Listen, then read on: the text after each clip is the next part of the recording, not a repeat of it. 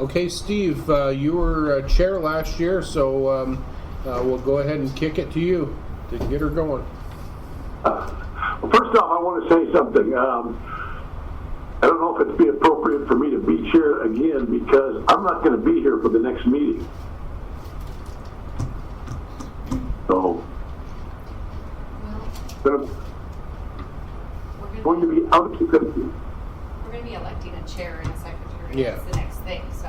Okay, well, we'll go ahead and let you start this meeting, and then we'll go to All right. elections. So, All right, we've got a quorum. yep. Okay.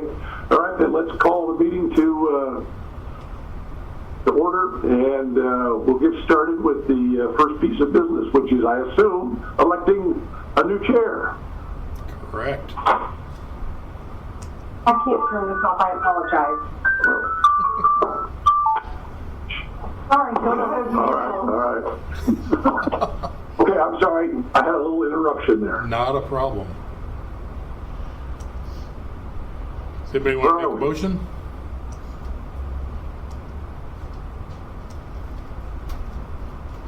Nobody's going to say a word. Yeah. Well, I move that we make Henry the chairman. I've done that I before. second. I was getting ready to talk you out of that.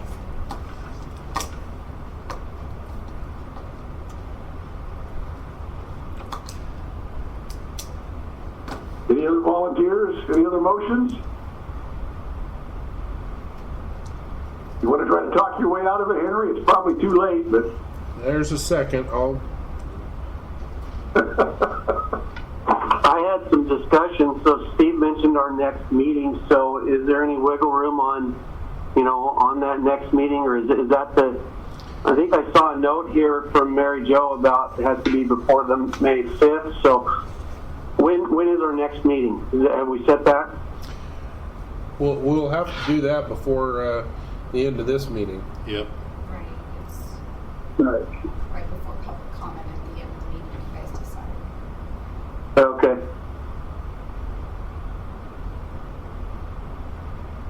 Hey, is that fine? Are you okay? Well, no, I can't hear. Oops. Oh, there we go. That Mike? That's why the video went away. You're in safe driving mode for whatever reason.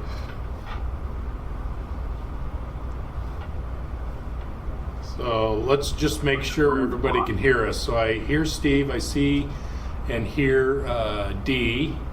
I believe I heard Jeff Platt in there. Mike Grayson, are you there? Can you hear us?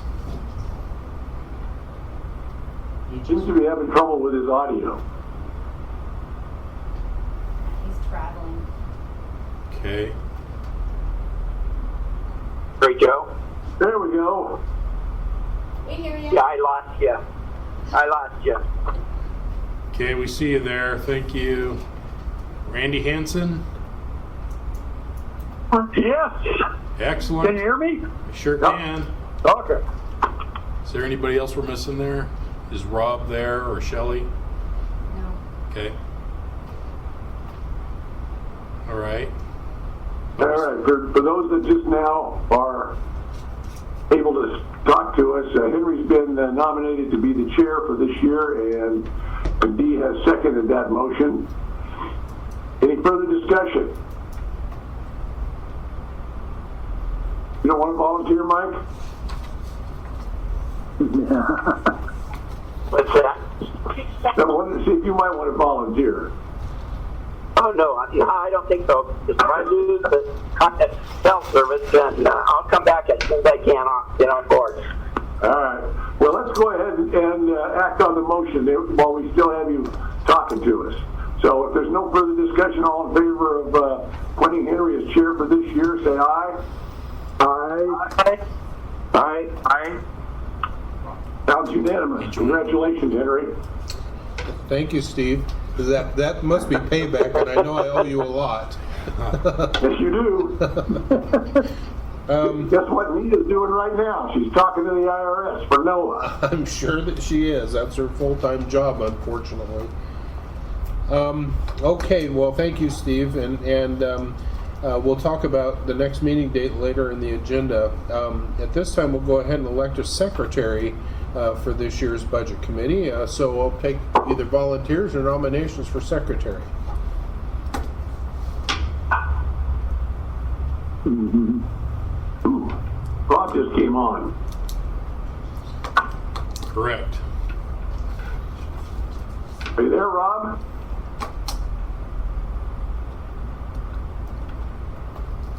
No. How I about, want to know if he's there before I nominate him to be secretary. Oh, I see. I'm not unmuted. So, yes, I was going to nominate Dee Woolley. Oh. is there a second? Second. Okay, it's been moved and seconded to nominate Dee Woolley as secretary. Is there any other nominations? Come on. Is there any discussion? Hearing none, all in favor signify by aye. Aye. Aye. Aye. Aye. Is there any opposed? Motion carries. Congratulations, Dee. He looks as happy as you do, Henry. Yeah. Well, we know that this isn't a really hard job because you do all the work. So, with that, we'll go. Did everybody get their budget document? Yes. Yes. Okay. Yes. All right. With that, Yes. okay, I'll go ahead and punt this to Mike for the presentation of the budget message and the budget proposal document. Thank you, Henry. Thanks, everybody, for joining us today. I know this is the most exciting part of the meeting. So I want to take, again, thanks for everybody attending this 2023-24 budget meeting for the Columbia 911 District.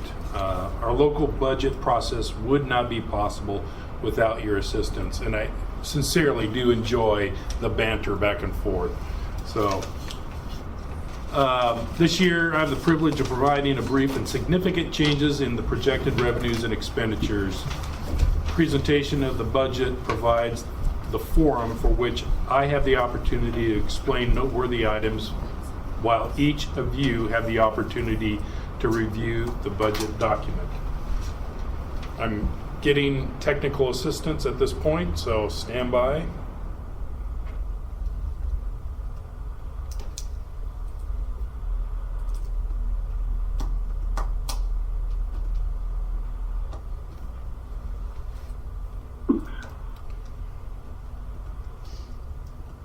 Okay.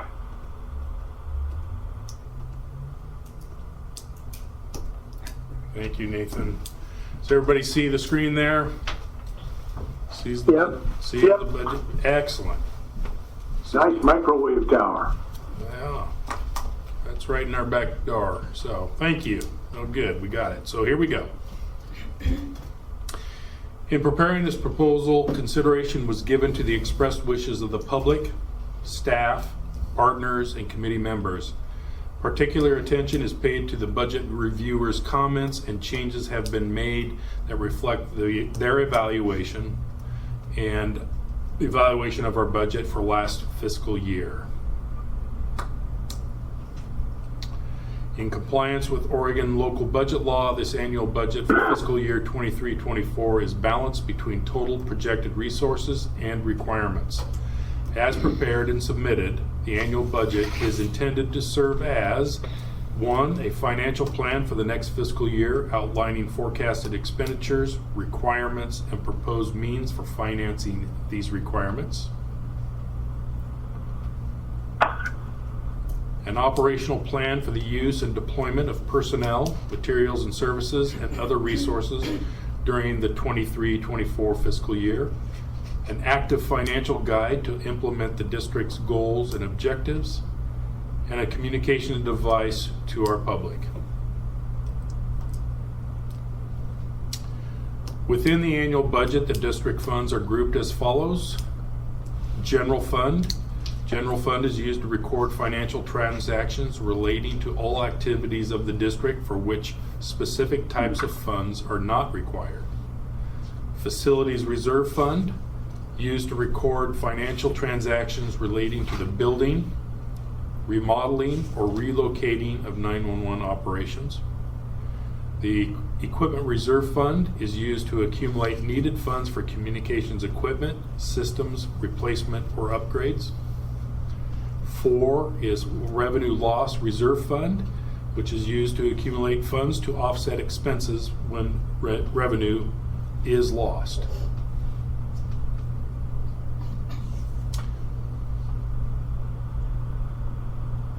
The Board of Directors adopting resolution authorizing appropriations for each fund at the end of the budget process, setting the level by which expenditures cannot exceed appropriations.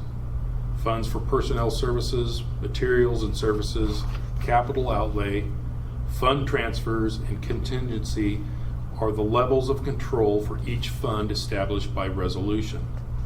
Appropriations lapse at the fiscal year end.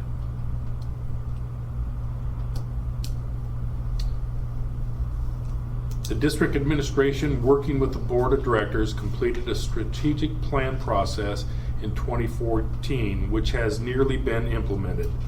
A new strategic plan will be developed this fiscal year along with a review of the district's mission and value statements. The district will address personal needs with regard to recruiting, training, and retaining of staff. Services and assets will continue to be maintained. Board and staff members will begin planning for major radio system upgrades and develop a plan to finance the project. Staff will continue with district facility upgrades and will work to find an appropriate solution for a backup center, which could involve some of the regional partnerships that have been recently formed.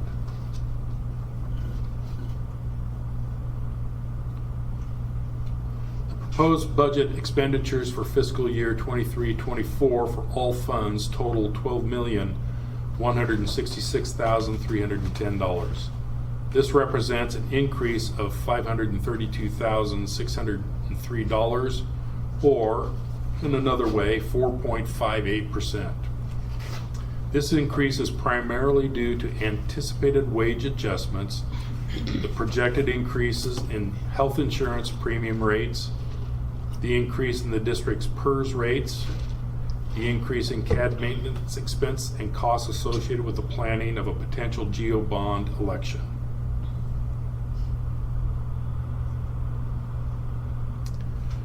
The critical issues and budget development guidelines approved by the Board of Directors related to this budget category is shown here, but that doesn't really look like it.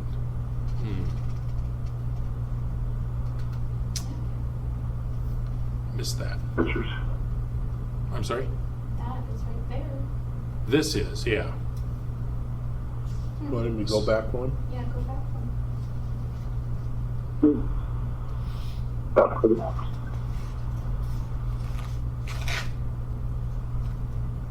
That's where we were. Mm-hmm. This is the next slide. Yeah, so that right there is in the budget right there. Okay. Thank you. Mhm. It's good to have another set of eyes while I'm reading and trying to push buttons. Communication staffing. On average, the district sees an annual turnover rate of 2 operational staff employees. Typically, they are trainee positions who were not successful in our training program. Over the past 12 months, the district hired 3 ComSpecs, 2 of which were lateral transfers from other 911 centers. Lateral hires generally have a much faster training window. One of the laterals has completed training with the second soon to finish. In addition, we had 1 ComSpec resign for personal reasons, and another was promoted to a staff position within administration. We currently have 1 lead dispatcher position filled and plan to recruit a second at a later date. The net of these changes brings the total full-time ComSpecs to 13 of the 17 budgeted, as well as 2 part-time ComSpec positions.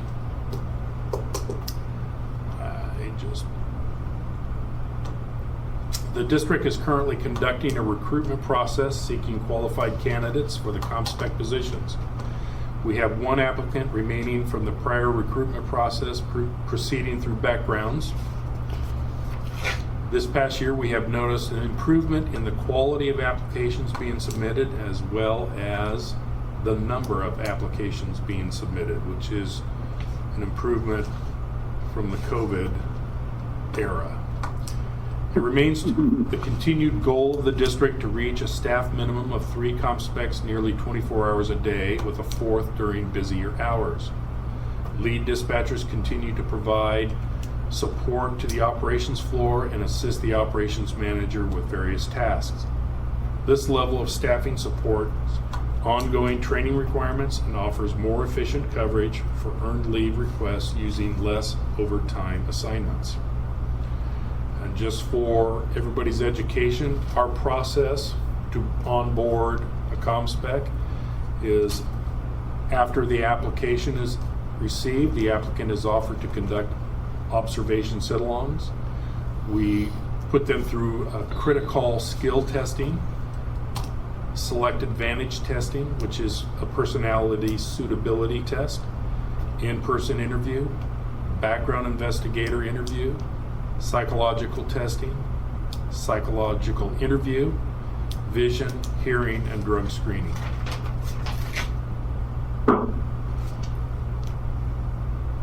The district is currently in negotiations with Columbia 911 Dispatchers Association, the association for the contract beginning July of 2023. Annual 2022 U.S. cities average CPIW was 8.2%. Anticipated wage increases as a result of bargaining have been considered in the development of this budget. It is the board's practice to consider administrative staff compensation adjustments in conjunction with collective bargaining impacts following contract settlement. This budget has been prepared with that historical practice in mind.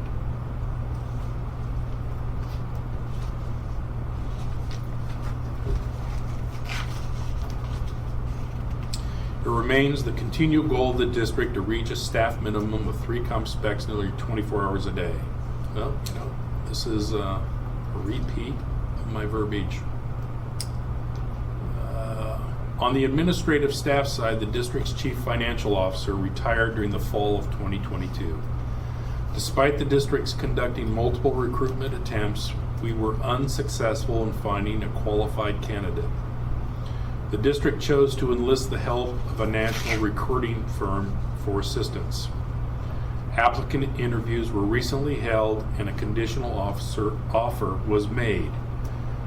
I learned today that the final step in the conditional offer requirements is being conducted tomorrow.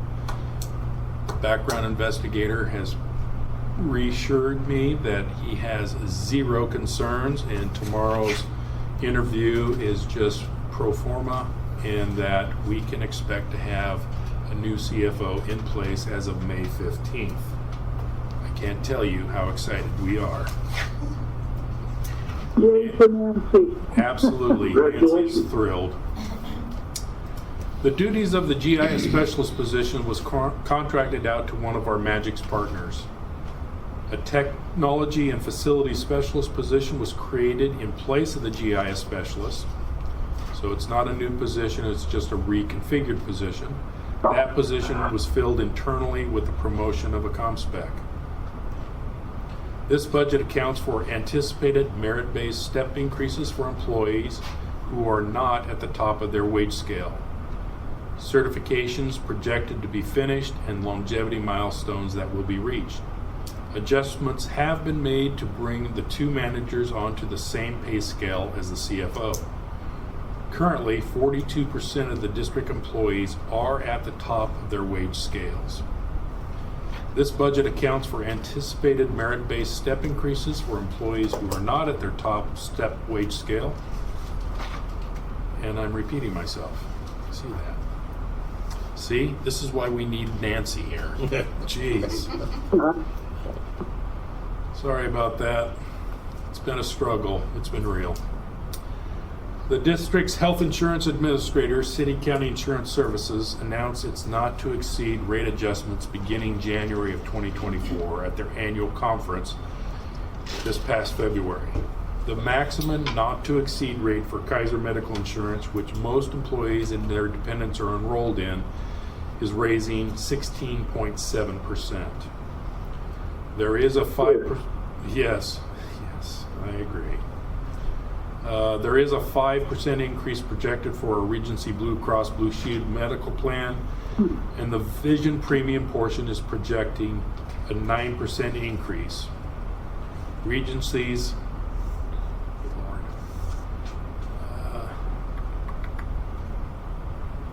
Regency's dental plan for the second year in a row is projecting no increase, and Kaiser Dental plan has a projected 1% increase for the next renewal period. Are those pretty standard increases every year? The 5% is pretty standard. 9% for vision is an outlier, and certainly the 16% for Kaiser is a little stunning.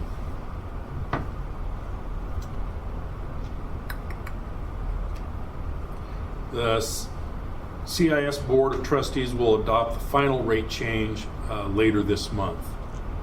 So, could change. To help offset the out-of-pocket expenses that the employees incur for medical expenses, the district continues to contribute to the Voluntary Employee Benefit Account, otherwise known as VEBA.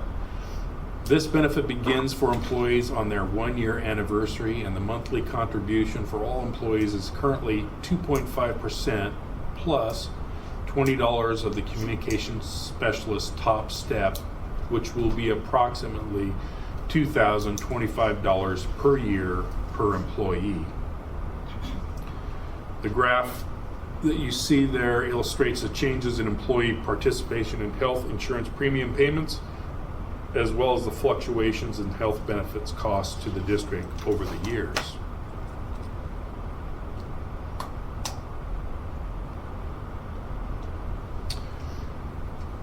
The district has employees that qualify for Tier 1 hired before December 31st, 1995. Tier 2, which is folks hired before August 29th of 2003. And Oregon Public Service Retirement Plan, otherwise known as OPSERV. These folks were hired after August 29th, 2003. Retirement plans through the Oregon PERS Department. All Tier 1, Tier 2, and OPSERV members also participate in the Individual Account Program, which is affectionately known as IAP. District staff members contribute 6% of their wages to their employee IAP account. The district does not pick up that contributions for employees, which is not the norm in the state. Senate Bill 1049 went into effect on July 1st of 2020. This bill redirects a portion of the 6% contribution into the Employee Stability Account, EPSA, which is used to pay future pension benefits. My God, pension benefits. It's just water here, I promise. Tier 1, Tier 2 have 2.5% of their 6% contribution diverted to the EPSA, and the OPSERV employees have 0.75% diverted. These changes will end once the pension is 90% funded, which experts believe to be 11 years away.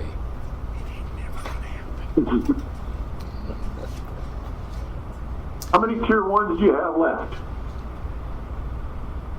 Nancy. One. Nancy's retired, so she doesn't really count. I think just one. We're down to one. And then there's a smattering of Tier 2s.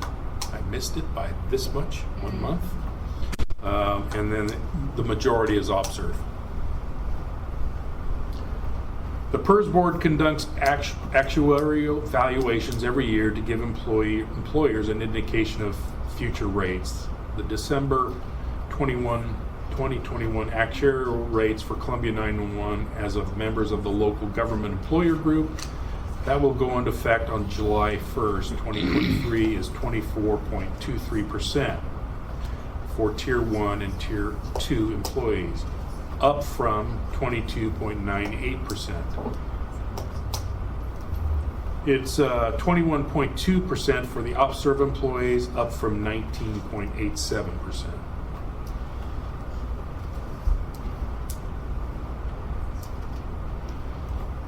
The total appropriations for personnel services for fiscal year 23-24 is $3,174,200 and represents 46.8% of our general fund budget. This is an increase of 3.4% over the last fiscal year. This year's budget maintains the communications specialist staffing level at 15 positions, as well as 2 lead dispatch positions and 2 half-time positions. Also maintained are the current administrative positions. The primary reason for the increase in this year's budget are anticipated wage increases and increases in our PERS expenses.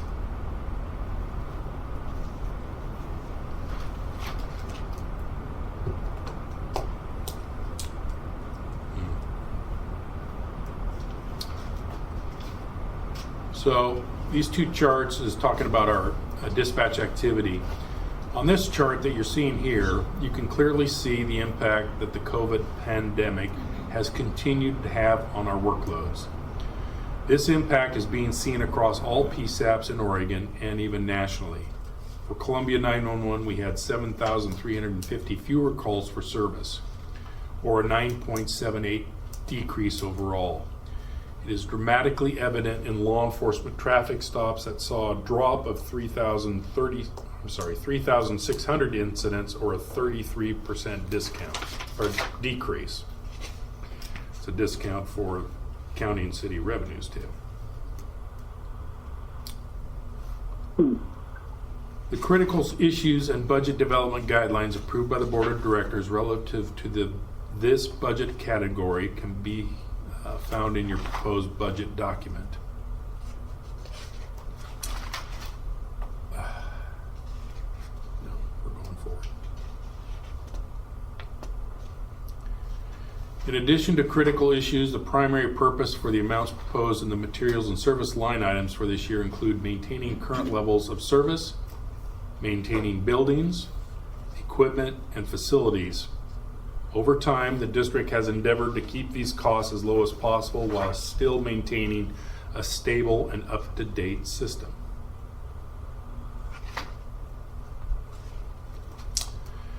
Tower site lease and repairs and maintenance. Funds are included to our annual lease payments to Weyerhaeuser and our Clatskanie Mountain and Pisgah home sites. Also to the Oregon Department of Transportation for sites we occupy at Green Mountain, and to Day Wireless Systems for our Columbia Heights radio site.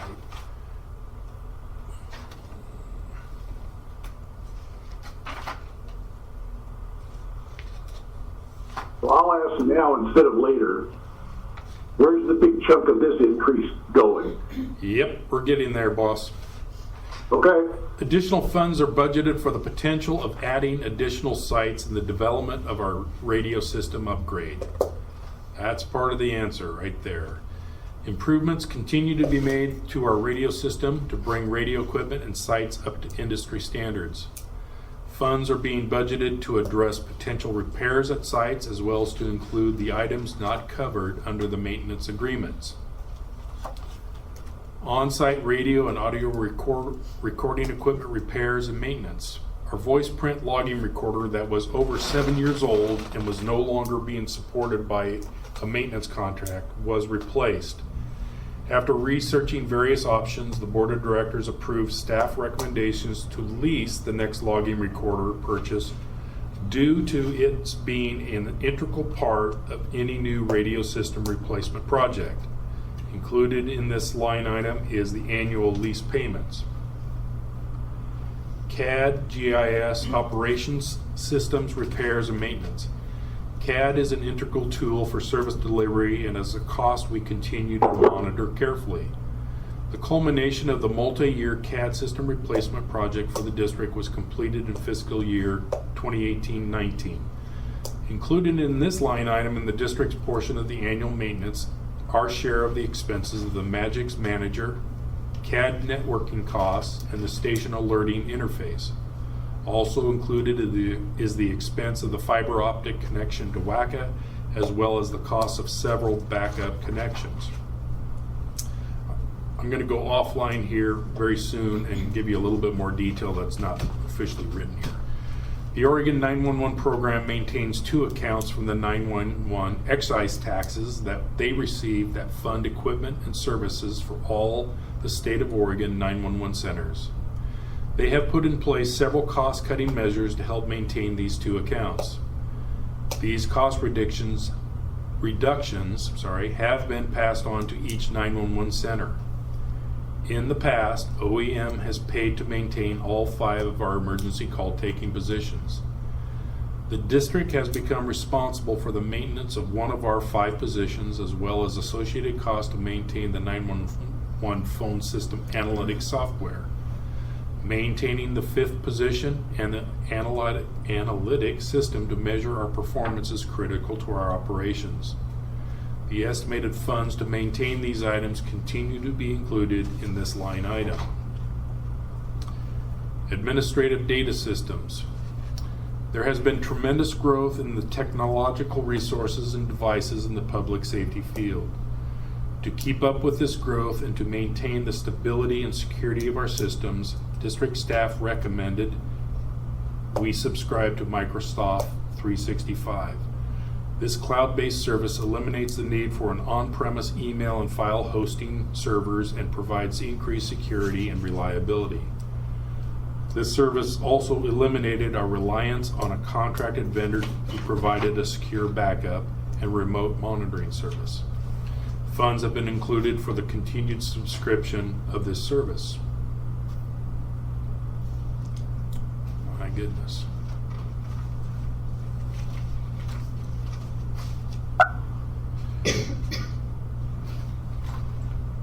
Quality assurance, quality improvement. Programs are vital in assuring that the core functions are compliant to district, state, and national standards. These programs are focused on process and systems that are developed through a uniform standardized training. Logistically, they are very challenging to set up and administer within the staffing limitations of an organization. District staff has continued to research organizations that will help develop our QA/QI program by review of our operational policies and evaluating the percent of the district's 911 calls. The district's payroll and accounting software programs need to be upgraded or replaced. For many years, district staff have used a DAC Easy application for processing our bi-monthly payroll and monthly financial statements. It is the recommendation of staff to migrate towards a different electronic finance software program and to utilize potentially a local CPA firm to help with the installation and setup. That may change. Funds have been included to address this upgrade. So Steve, I'm going to go backwards to some of your questions. The majority of the fund increase is in preparation for our radio system upgrade. We also mentioned in this document, in this slide, that the district is part of a regional CAD system, and that has actually saved us a lot of money by joining onto that. One of the downsides of the regional CAD system for us specifically is our remote location. We don't have a lot of underground fiber connections out here. And so Nathan, our tech manager, has developed additional pathways to maintain connectivity to our CAD hubs. And it's plural, we have 2 CAD hubs. And they're purposely built and geodiverse for disaster recovery. There's a hub in Oregon City on a big basalt shelf, so it has very little shaking in the event of an earthquake. And the other hub sits in Washington County 911's brand new center. But to get connectivity to those 2 things, we don't have diversified fiber pathways. So Nathan, along with our tech team with the Magix Group, have developed multiple redundant pathways. And I will tell you, it has saved our bacon because we have, in essence, 5 primary and 5 backup routes for CAD. So we are well protected, but that comes at a cost. Site developments for new. So this conversation comes in for you as the budget committee, the board of directors. You're probably well aware of the public social challenges that we're having with our radio replacement project, and we are utilizing reserve funds to help down pay or make payments on systems that we can improve upon before we officially sign a contract with any one vendor. There's things that we know we have to do regardless of what vendor we do, what band we do, and we're taking steps, and we're going to talk about that additionally in the next couple of slides. So, but feel free to jump in anytime with questions. The total budget amount proposed for fiscal year 23-24 increased by $329,300 or 34.12% from the prior fiscal year. Line items have been increased or decreased based on fluctuations projected by our vendors, projected needs, and our historical usage. Oregon Emergency Managed continues to pay for the district's 8 enhanced 911 trunks, as well as for statewide wireless network costs. In the past, we have recorded these expenditures as a revenue and expense to fully capture the true expense as a cost of operations. Over the last few years, the state has been unreliable in accounting to the PSAPs the expenses that are being paid, and we have had to rely on averages from prior years to report these expenses. I'm going to pause right there because I will tell you that over the past year, this is improving from OEM's perspective reporting, although I just got an email this week that, again, they're delaying the reporting. OEM's a mess. We continue to fund the 6 lines in the MIC that are used when there is an activation of the Public Information Center for emergencies within the county. That can be flooding, windstorms, any natural or man-made disasters. Other options for handling these situations are continuing to be explored that won't require funding of phone lines that are rarely used but important in managing a countywide event. Also on OEM, so in the previous slide we talked about the state funding 5 positions and then cost cutting, trying to stabilize the 911 funds. They cut funding for almost all of the state of Oregon's 911 centers. They cut the maintenance fees, support of portions of their operational equipment. We're not immune to that. We are due for an entire forklift upgrade of our 911 phone system for this district. The board actually approved a budget number last year for OEM, and we have never moved forward on that project because of issues at OEM. We have been fighting ever since then. So I'm going to be soon coming back to the board, and there is money allocated for us to pay for one of our positions and that analytic equipment. And this is not maintenance, we will do that too, but this is to pay for the entire forklift upgrade for one of our positions that the state won't fund. So that's also part of that rate increase. On the other side of the good news of the state, last year the state of Oregon recognized the need for a statewide community alert notification system. You may find this completely shocking that the state of Oregon had no ability to send any alerts to the citizens of Oregon. And I wear many hats as the administrator here, and one of them I sit on some boards at the state level. And the governor's office pulled me in, and we had conversations about community notification systems, and they were shocked to find that the owner and operators of these notification systems were the 911 centers and not even the county emergency managers.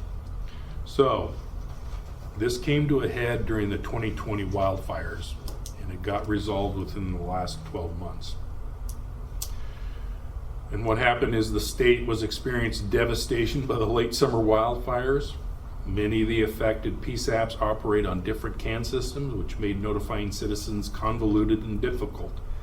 After a multi-month study and negotiations, the state purchased an enterprise system with the Everbridge Corporation. Everbridge, this is again sidebar conversation, is the premier community notification system. There's lots of vendors out there, but Everbridge is at the top of the heap. And that is the system that this district has owned and operated for several years. An agreement was reached with the state that allows the district to retain control of the operations of our own CAN system, as well as share the state's database. In turn, the state will be allowed access to our database.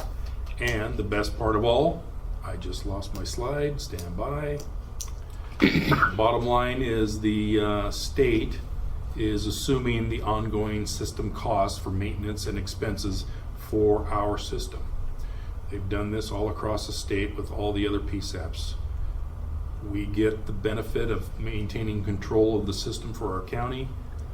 They gave us access to their database, which helps us make communication notifications to our citizens, and they get to pay for the whole thing. On-site radio and audio recording equipment repairs and maintenance. I've already covered this. Sorry. I need Nancy. Elections. The district's 5-year local option tax is set to expire on June 30th of 2024. Historically, the board has recommended that we seek voter approval of the levy renewal a year in advance of its expiration. This proposal includes the option of going out for voter approval during the November 2023 election, general election if needed, or the May 2024 primary election. Staff will continue to research how the district is going to fund a radio system replacement if a decision is made to upgrade to a 700, 800 megahertz system or make significant changes to our current VHF system. Special Districts Association of Oregon is recommending that the district seek voter approval of a GeoBond insurance issuance. Funds have been included for the election costs of putting a bond measure on the ballot or the general election in the future. Business insurance, again, through special districts, the best practice program, the district identifies risk prevention, healthy business practice and use by the district that are recommended as best practices by SDIS. For each year, the district adds best practices and or maintains best practices. Credits are given against the insurance premium. For the calendar year of 2023, the district received $4,014 in best practice credits, as well as $1,473 in multi-line discounts. There has been a huge increase in the number of and severity of cyber attacks on public and private agency. Last year, the district's insurance agent of record strongly recommended that the district add additional coverage to cover higher limits. Funds have been included to continue this coverage. Professional services, adequate funds have been retained for legal oversight of the negotiation of our collective bargaining agreement, radio site agreements, public purchasing rules, intergovernment agreements, policy review, and unforeseen labor issues advice. Additional funds have been set aside to address potential legal advice for the issuance of the district's GeoBonds. This proposal funds the contracted services of a consultant that staff may use for communications, training, and strategy building. This consultant may also assist staff in reviewing our mission statement and identifying goals that will help in the development of a new 5-year strategic plan. Also included is the potential need for professional advice for the issuance of GO bonds. So we're trying to cover our bets here.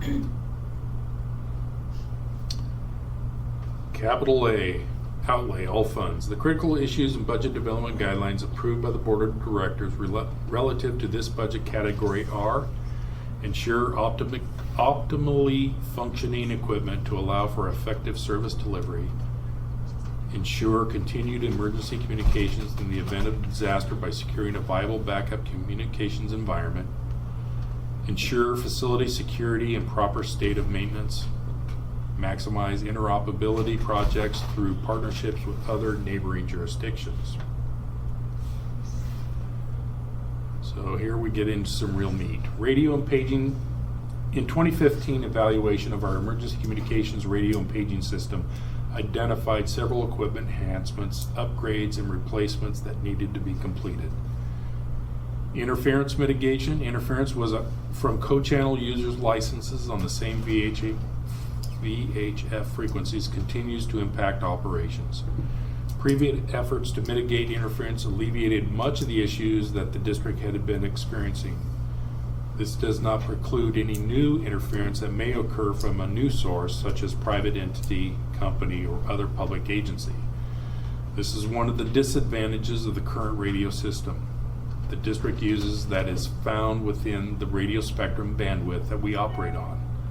The management, and I use that term loosely, of the VHF spectrum is very loosely controlled with very little or no enforcement or recourses for an entity such as the district should new interference occur. The district will continue to monitor any future reports of interference and will mitigate solutions for the remaining time that we are on the VHF system. Site development. The audit report confirmed geographical areas where performance improvements is needed. The district has been working on the following solutions during this fiscal year in order to improve radio quality. If you recall, we acquired the Pisgah home site. Until the district decides on the recommendations received from federal engineering regarding the proper radio system infrastructure needed, including radio site locations, tower height, needs, and microwave alignments, no further improvements will take place at this site. Dixie Mountain. This is a shared site with the FAA. During 2020, the district received approval for this site. Since then, the district has worked with our radio vendor and our consultants, as well as the district has monitored what various radio vendors have suggested as new radio sites for any new system. The Dixie site has not been recommended in any site development plans. The lease that the district has had with the FAA was due for renewal during the current fiscal year. The district has chosen to abandon this site and did not renew the lease. Meisner. Included in the report the district received from the Palins and Associates was a recommendation to make improvements to our Meisner receiver site.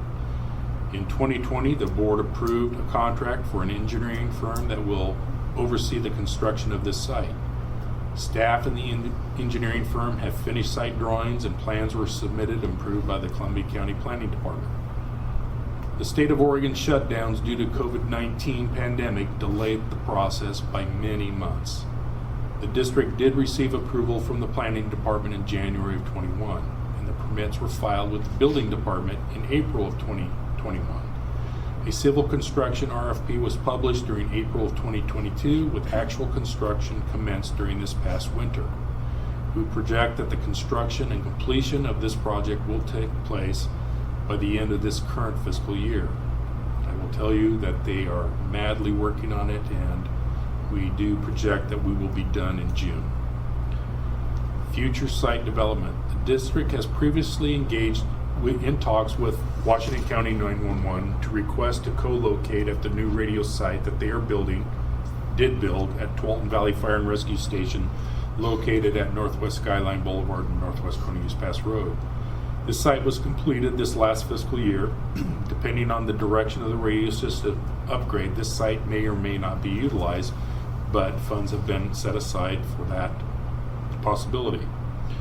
During the stakeholder interviews on the expectations and desires of the new radio system, conversations took place about the need for additional radio site locations, regardless of which type of system is selected. That could be VHF, UHF, 7, or 800. Preliminary verbal agreements have been established to construct new district towers at multiple locations around the county. Some of these potential property locations are currently owned by partner fire districts, private parties, or other governmental entities. Staff continues to explore other opportunities as they arise. Equipment upgrades. In 2017, an RFI was released for the purpose of gathering the necessary information and cost estimates that will aid staff and the board in making a decision on the best and most efficient way to upgrade the radio system. The district received proposals from 3 vendors offering multiple solutions to upgrade the district radio system. All 3 respondents presented their RFI submissions and explained the reasons for their solutions they proposed at a presentation given to district staff and board members, law, fire, and EMS agencies, along with members of the public. Solutions presented included a complete refresh of the current VHF technology, building out a new system and an infrastructure that operate in the 700 megahertz frequency range or an 800 meg frequency range. Also presented was a solution that recommended partnering with a neighboring agency that operates an 800 meg system and contract with them to build out their system into Columbia County. The executive director conducted one-on-one interviews with current radio system stakeholders as well as with new potential users to document the features, functionality, and operational expectations for coverage of both portable and mobile radios. The results of these interviews presented to the board. A decision was made by the board to abandon the current VHF system and move to a 7/800 megahertz system. The district entered into a contract for phase 1 of the radio system replacement with Federal Engineering to conduct a total review of the existing radio system, review the responses received from the RFI, establish an unbiased cost estimate, and consult the board on the best solution for our district. Earlier today, the board authorized the contract with Federal Engineering to engage in phase 2 of the work. We started in 2020 and 2021, which will include the development of a county-wide communication systems requirements and expectations for a radio vendor to meet, as well as assisting with contract negotiations with a selected vendor. A potential phase 3 would include contracting with an engineering consultant firm to act on our behalf for procurement and project management of the build-out of any new system. While a casual viewer from the outside may think that this radio system replacement project appears to be a long and slow process, I can assure you that many things have been taking place and positive developments continue to be made. One such development took place this past summer when the district was approached by the Clackamas County 800 Radio Group. They are known as C800. C800 is the owner and operator of a Phase 2 800 megs radio system and is a partner on the Washington County, Clackamas County, and City of Newburgh radio system. It's called WCN. The C800 group offered to sell Columbia 911 3 surplus mountaintop radio equipment sites that they have chosen not to build out. This equipment is brand new and has never been unpacked nor deployed, but remains in its original shipping containers. The C800 group is offering to sell this equipment at their original contracted price agreed upon when they signed their contract in 2017. While the contract was executed in 2017, which locked the price, the equipment itself was not delivered until late 2019. On top of this 2017 price, they also are offering an additional 40% discount. It was later learned that these 3 sites being offered to Columbia would in fact be able to be broken down into 6 sites for Columbia. This is due to the fact that the 3 original sites for Clackamas were engineered specifically for their loading and their volume, which is not needed for Columbia County. So those 3 sites could be turned into 6 sites for Columbia. This represents a significant cost savings to Columbia should we choose to pursue this opportunity, and with it allows for even more opportunities to cost share and leverage system enhancements that Columbia most likely could not afford alone. Microwave upgrade. The radio system is a system of systems, meaning it is one made up of 2 separate parts. The primary component is land mobile radio, and a subsystem made up of microwave dishes, antennas, microwave transmitters, and receivers. These 2 separate systems ensure that the LMR portion of the systems stay in synchrony, and that transmissions are sent from tower to tower and from tower to mobile and portable radios to the ground. The district's microwave system is also obsolete and in need of upgrading. The district had postponed replacing large portions of the microwave systems until a final determination has been made on a new radio system type and needed site locations. However, there are some sites that we know are going to be used and will be kept regardless of what new radio system is purchased. Over the past 2 fiscal years, the board approved the building of a new diversified microwave pathway from the Green Mountain site to Clatskanie Mountain site. This new build eliminated the instances of radio signal disruptions or degradation of radio signal strength and clarity caused by environmental conditions. The district moved into phase 2 of this microwave replacement plan. Phase 2 consisted of the replacement of a microwave pathway from Clatskanie to Columbia Heights above Longview. And finally, we are in the process of phase 3 of this project with replacing microwave pathway between the new Meisner site to Clatskanie and another new pathway from Clatskanie to Corey Hill and Vernonia. It is our continued belief that money spent now on needed upgrades at known sites while we have resources on hand is a wise investment. The district could experience inflated costs by waiting the 1 or 2 years to include these site upgrades as part of any new radio system. So Steve, I hope that helps answer some of your questions about that 34% increase. If not, let me know.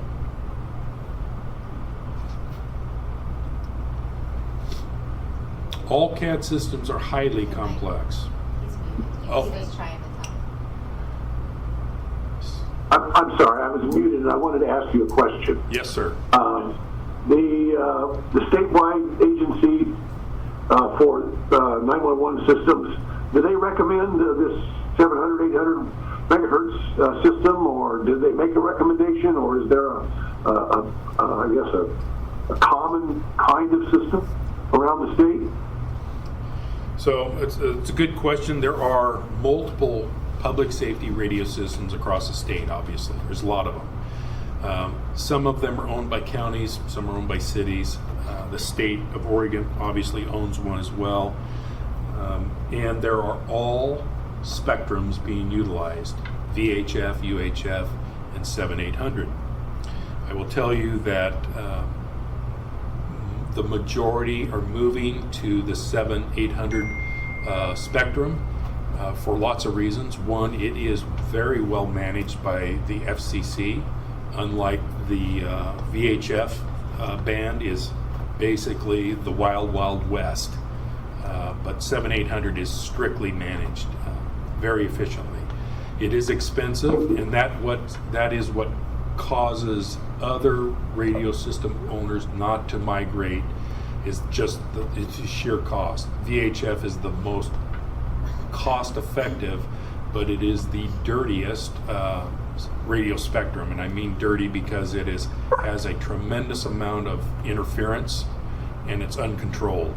So you can fix a system today and literally tomorrow you can have a new system. And this is again sidebar conversation, but yesterday I had the FCC agent, this is a federal agent, carries a gun and a badge, give me a call. They're up at the Meisner site turning off, wasn't us, but they will shut down radio sites that are causing interference, and it was our next door neighbor. So it's a real thing. It's a real problem with VHF. So to answer your question, The state of Oregon operates on a 700 meg system. Most of the others operate 800. It's a combo system. And then there's a smattering of UHF and then also VHF. Thank you. You're welcome. Computer-aided dispatch system, CAD. CAD's systems are highly complex. The district joined 3 other PSAPs to purchase and develop a regional CAD system nearly 5 years ago. It was 5 years ago. It was 5 years ago in March. This new CAD system has stabilized, but is in a constant state of change and upgrades due to system requirements and user needs. This fiscal year, some of the servers located at our regional partner facilities were scheduled to be replaced. Funding was allocated for our portion of the project. For several years, WACA has been planning to relocate to a new facility. Their building is now complete and they moved into that new facility as of March. The district does not house the servers used for the CAD system. We rely on single fiber optic line connections to WACA that runs underground between the 2 centers. I kind of talked about this earlier in an off sidebar, but as I explained earlier, Nathan, our tech manager, worked diligently to find us multiple pathways to maintain connectivity to CAD. Backup center. This is a what if. With the potential of purchasing the surplus C800 equipment, the district has an opportunity to join the regional radio system that is operated by Clackamas County, City of Newburgh, and Washington County. That system is known as the WCN system. If there is a need to evacuate our main facility, we could relocate to all of our operational staff to any one of the 3 other 911 centers, Clackamas County 911, Lake Oswego 911, or WACA. Again, all 3 of these 911 centers operate on the same radio network. All 3 operate on the same CAD system as the district, and all 3 centers operate the exact same 911 telephone system. This opportunity contrasts with what Columbia 911 has in place today, which is an agreement in place with Columbia River Fire and Rescue to share office space at the Deer Island station. The equipment that is in that fire facility is very minimal and would not sustain operation for any length of time beyond an initial emergency evacuation of the district facility. With the implementation of a new regional CAD system, one component of what is needed for a redundant backup location has been addressed. The other remaining components needed are the ability to transfer emergency telephone lines, which is relatively easy to do, and the ability to send and receive radio transmissions to and from the public safety end users within the county. The most complex and physically challenging is the radio system. However, with the potential to upgrade the district microwave backbone with a link into WACA, if the district chooses to go with the Motorola solution and join the WCN system, that is a very real viable solution to have backup centers for Columbia 911. 911 centers are unique, and it's difficult to just pick up and go and resume service at some other physical location. Our equipment and technology are tied to the buildings that we occupy. The physical distancing requirements that were being mandated by state and federal authorities because of COVID-19 pandemic are almost impossible to implement within the environment of the 911 dispatch center. I'm going to pause there also. So when I was talking about the ability to fall back to a backup center was actually put into place intentionally with the CAD system, intentionally with the 911 phone equipment. We intentionally purchase all the same equipment for that possibility that we can pick up and go to another center and resume service. For Columbia 911, our Achilles heel is the radio system. But that theory of that ability to transfer and move staff to a partner agency that is a mirror of what you do today in your own center was actually put into place during the wildfires when Clackamas County 911 had to evacuate their entire center because the evacuation zone for the wildfires was encroaching on their territory. I actually participated in that evacuation and it worked. We moved all of their call takers to Lake Oswego's 911 center, and all of their dispatchers were moved to Washington County 911 center, and it worked flawlessly. They operated on the same radio system. A dispatcher sat down at their console at Lake Oswego or Washington County and logged into their CAD position. Our CADs are the same. Their profiles were there.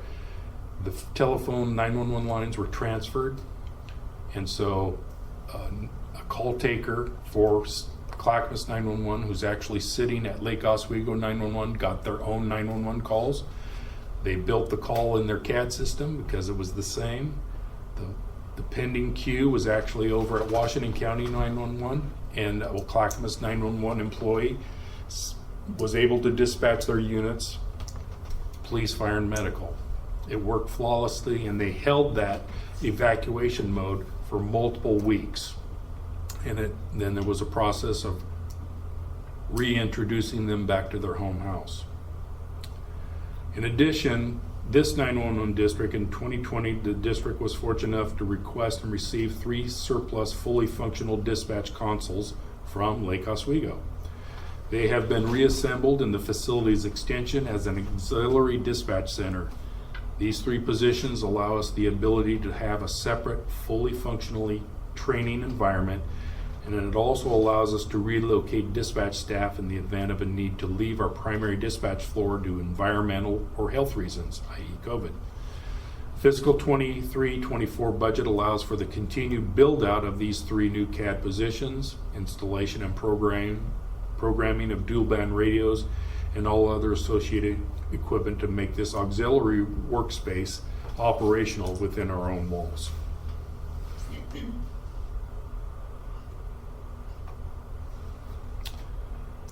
Upgrades to facility access control system, our key cards, as well as the camera surveillance systems were completed this past fiscal year, as well as modifications to the front entry and lobby doors to make them ADA compliant. The completion of security fencing that encompasses the entire campus of the district is continuing to be explored. Quotes are being obtained that will finish the fencing along the fire district property line and establish a barrier along the creek that will prevent trespassing on the backside of our facility. The district's fire alarm and sprinkler system is the original one constructed with the modular facility in 1999. It was built with the additions of the radio room, MIC, and the extension. Funds have been included to replace the major components of this aging system. Moving on to resources, some of the significant changes from the prior fiscal year. The proposed budget revenue for the fiscal year 23-24 for all funds totals $12,166,310. This represents an increase of $532,603, or a 4.58% increase from the current fiscal year, all funds total of $11,633,707. This is due primarily to the increase in net working capital, which was the result of capital projects not being completed the past fiscal year, an increase in projected property tax collection, and an increase in the 911 excise tax revenue. The district net working capital has fluctuated over the years. For fiscal year 23-24 is projected to increase over what has been budgeted for the beginning of 22-23. The primary reason for this is that capital projects were funded out of the reserve funds have not been completed as planned. Above is a graph depicting the fiscal year 23-24 projected working capital in comparison to historical working capital. Working capital is budgeted lower than the prior year's ending fund balance to establish reserves. This slide shows a steady increase in our county's valuation from beginning of 2016-17 to the current fiscal year, which shows Total assessed value for Columbia County for 23-24 was over $6.4 billion compared to last year at $6.043 billion. This amounts to about a 5% increase over the prior year.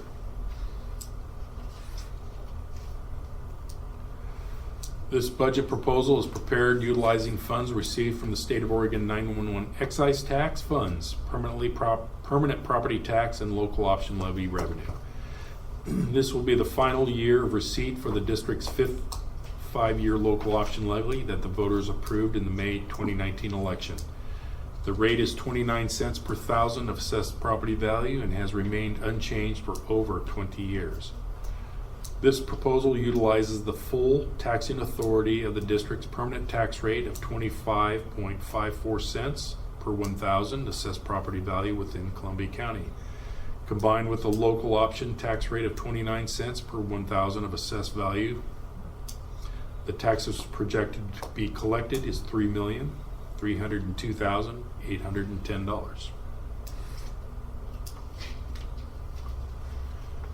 Under the 911 excise tax funding mechanism, a monthly $125 per phone line is charged to consumers, including prepaid wireless users, and collected by the phone service providers for the State Revenue Division, which then in turn gives it to the OEM 911 program for management. This tax was changed effective January 1st of 21 with the passage of House Bill 2449, which increased the tax 25 cents.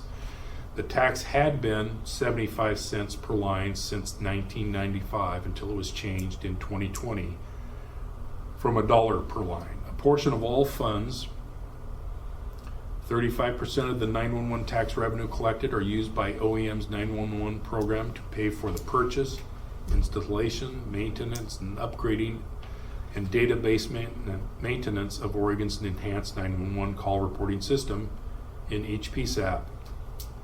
Items paid for include emergency call delivery, infrastructure, and databases, call taking equipment and system maintenance, GIS management, UPS power systems replacement and maintenance, and text to 911 technology. The program also funds the training and certification program for emergency medical dispatchers and emergency telecommunications under the Department of Public Safety Standards and Training. Newly hired ComSpecs, in order to become certified, are required to attend a 3-week academy at the DPSST facility located in Salem. The remainder of the revenue is then distributed to local jurisdictions. Counties of a certain minimum unincorporated population receive a minimum of 1% of the distribution. The rest is distributed to counties by unincorporated population and to cities by incorporated population. These jurisdictions must use the funds for 911 call taking and related dispatch cost. In our jurisdiction, the total distribution comes directly to our PSAP.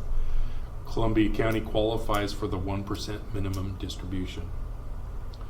OEM pays for the district 911 phone lines and equipment maintenance, repairs, and upgrade of database maintenance costs, as they do for all PSAPs in Oregon. PSAP managers have directed the state's 911 program to pay these costs in full prior to dispersing operating revenues to the PSAP jurisdictions. The line and equipment maintenance costs are paid directly by OEM, and in the past were recorded here to reflect revenues contributed towards the cost of our system. As I mentioned before, due to unreliability of the information that was being reported by the state, the district has decided not to budget for this pass-through revenue beginning the fiscal year of 21-22 and continuing for this year's budget proposal. The state's GIS MSAG funding model is calculated using a formula based on population served in a defined geographic jurisdiction, or in our case, county boundaries. PSAPs are required to report their actual MSAG maintenance activity in order to receive the distribution. The district is currently contracting the maintenance of our MSAG to one of our Magic partners. In exchange, they collect the distribution from the state. So there's no out-of-pocket for Columbia 911. The proposed budget for fiscal year 23-24 will continue to afford the district a high level of service to our communities while meeting our cost containment goals, along with meeting our commitment to maximize the efficiency of our facilities the effectiveness of our technology and partnerships we have established. The district will continue to recruit, train, and retain up to our authorized staffing numbers during this fiscal year. Although staff will be challenged with planning the replacement and funding of our county-wide radio system, we feel confident in the outcome of the hard work by district staff and members who have proven their dedication to ensuring Columbia 911's exceptional level of service. As we close, I'm happy to report and advise you that the district did receive the Government Finance Office Association Distinguished Budget Presentation Award for the 21st year in a row for its fiscal year 2022-2023 submission. The award is the highest form of recognition in government budgeting and represents a significant achievement by this district. And that really goes to hard work Nancy and Mary Jo has continued to do. So again, a sincere appreciation and recognition is extended to all staff members, board and budget committee members, and the advisory committee members who have devoted their time and energy toward the development of this fiscal year's budget. Please be assured that the same degree of effort will be devoted to the effective administration of the 23-24 budget. Any questions? I just wanted to thank you for the education on what compression is. Didn't know before. Yes, sir. You're still able to talk. Yes, well, water helps. So. All right, any other questions for Mike?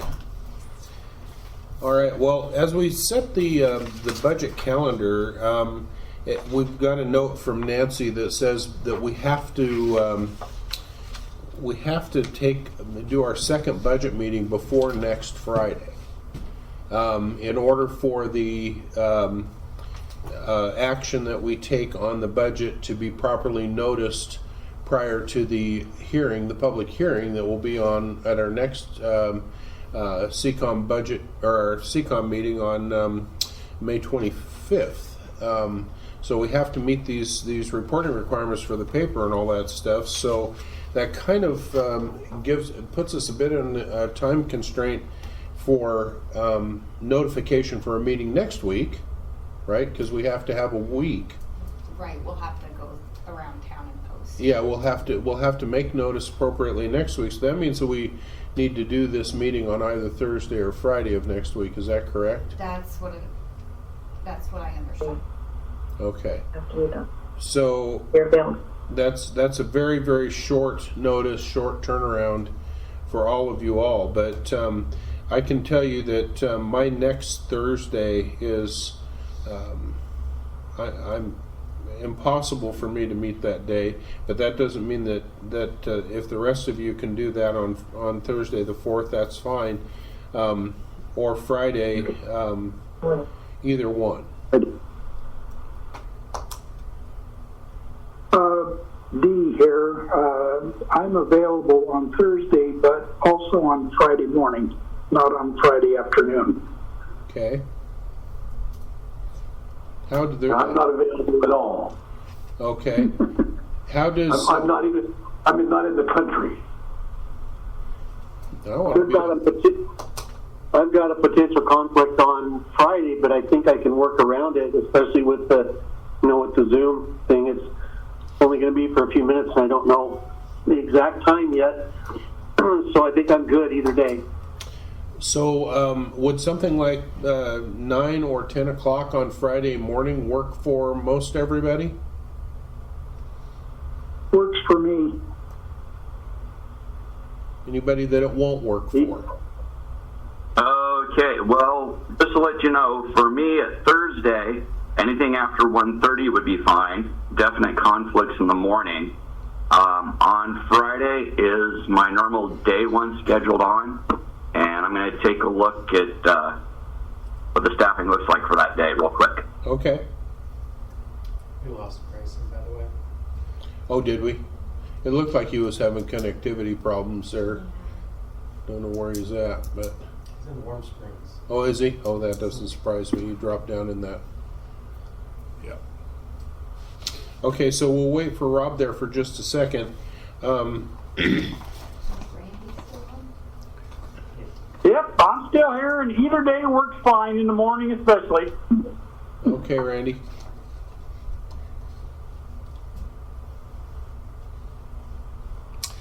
Can you guys hear me? Sure Yeah. can. Yeah, can you hear us okay, Randy?